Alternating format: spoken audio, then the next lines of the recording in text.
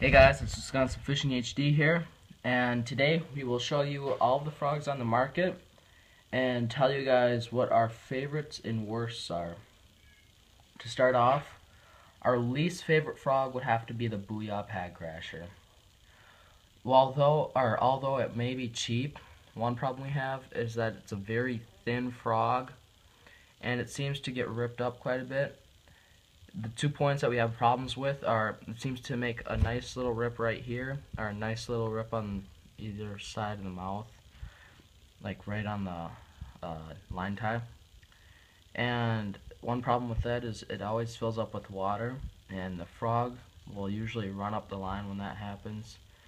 And we'll usually go through these every like 3 bass we catch on them because they're so weak and not very durable. So yeah, that's our least favorite. At number 8 we have the Scum Frog Bigfoot, and it is another cheap frog, and I'm not complaining about that, but the hookup ratio isn't very good. As you can see, it's not much away from the frog and the hook. And one problem we have is that the legs seem to come out, like it'll fall out through this side, and there's like a big metal or rubber piece to keep it held in, and it'll come out through this side and it'll be off balance and it'll start to swim to the side, which is one big problem we have to it. Although you could fix that with super glue, this isn't a very good frog to use. Sometimes it'll get filled up with water, as you can see right there, and that's why we put it at one of our least favorites. Number 7 we have the Matzuo Popping Frog. The only reason I put this down low, it is a decent frog and it is nice, but one problem we have is just the paint coming off, and on them, the popping lip I don't like very much on it either, and yeah. But one thing that I do like about it is it has more skirt material than most frogs, and this frog is a good, decent frog, but it's not good compared to some of the other ones on the market.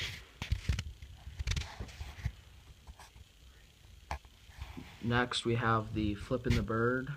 It is one of our most unique frogs.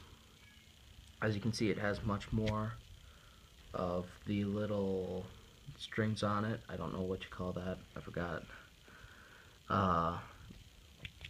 Yeah, they're the wings obviously, but one problem we have with this is the plastic is very, very tough, and it is harder to get that hook set, as you can see. The one thing that I do like about this though is that it does have these wings, and it makes it look really good, and it fans out really big in the water. And that is. And another thing to add on this, since this is my frog, if you guys can see, like if it bites down, it has those ruts, but if it doesn't get into it and another fish hits, it can poke through the body.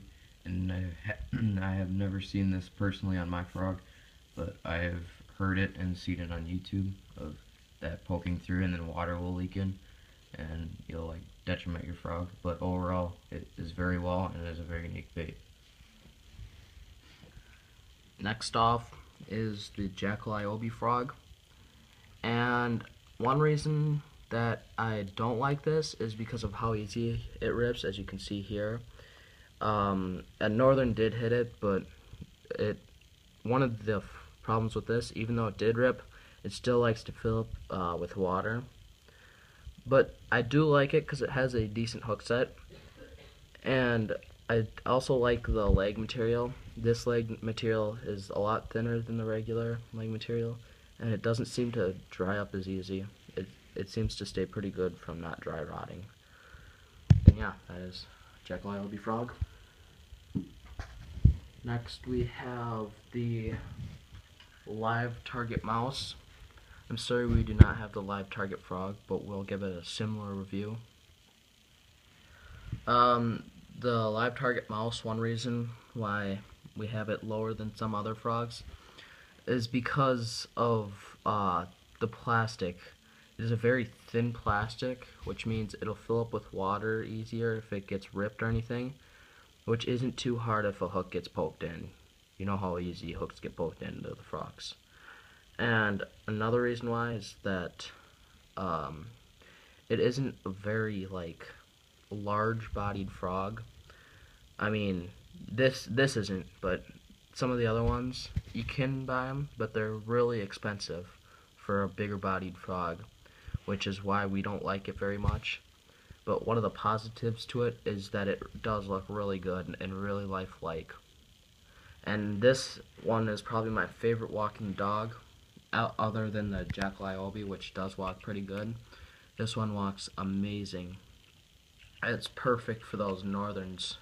They get them really good, but that's probably the problem with me, is because I use these for northerns, not bass, very much. I mean, I do use them for bass, it's just that the northerns seem to hit these better. Moving on, we have the river to sea spittin wall. Oh, this is my bait. He doesn't know a lot about it, but the reason I bought this because I'm a pretty big smallmouth fisherman and I love river fishing. And this is the 55.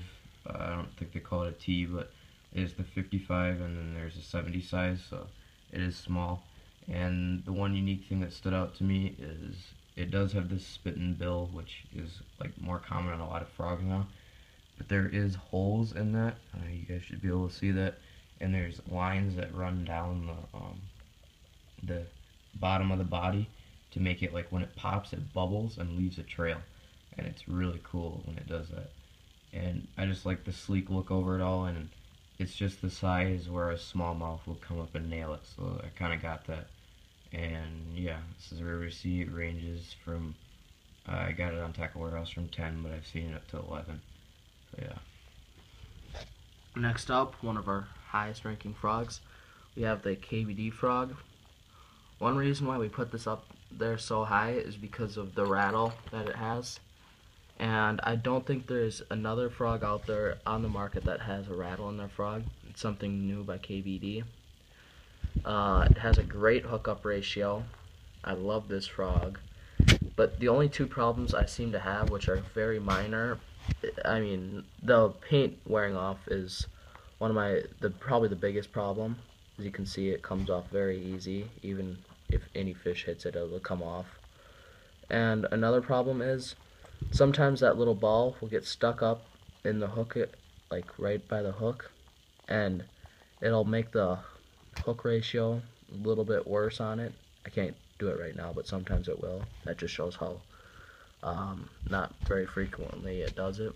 As you can see there, it has very short hookup ratio from the frog to the body.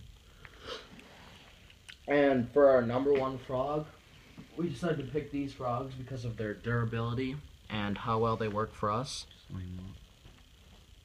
We picked the spro frog. One reason why we picked these frogs is because the spro for us is the highest durability we've ever had for any frog. As you can see, there are many rips on this frogs from northerns, and trust me, this is the smallest frog that I have for any of my frogs actually. This is the biggest northern I ever caught on this frog. Was about 40 something inches. 42 was it about? Yeah, 2 feet something. And then as you can see, there's more rips. These are so durable and they work so well that I just love these frogs. Even though are just a ton of holes on these frogs, they still hold up and they still catch more fish. They do have a very good hookup ratio. For some reason, I would recommend the smaller frog because they do have better hookup ratio. The only two problems that I have with these are the skirts on them kind of get a little dry rot. I mean, after a while, I'm sure these will get fallen off, but it will be well worth it because I've used these frogs so many times that I can rely on them for so many different fishing outings, and they work so well. And another reason is that the hooks don't always stay on the body. As you can see, there's a little bit of a gap between the hook and the body, which isn't a very big deal, but it's still a little bit of muck will get in there, but that's not too big of a problem. And one thing I want to say, this is my bronze-eye. I think it's the bronze-eye popper that Spro makes. I do like where they're going with this, with the integrated like bill and the line tie. but the line tie does get annoying that it's inside there because if you have like a swivel in between there, it like moves around and it can mess up the popping. Another thing is it is like really hard to catch fish on this because sometimes the popping can be too dramatic or it can be too little, and I don't know if that was just me or if it's because of the frog, just how inconsistent of popping it is. I don't know, and the skirt to me is really long on these, so I recommend cutting them down. But otherwise, we prefer the frogs over the popping one. It's just our preference. So yeah, that was Wisconsin Fishing HD. See you later.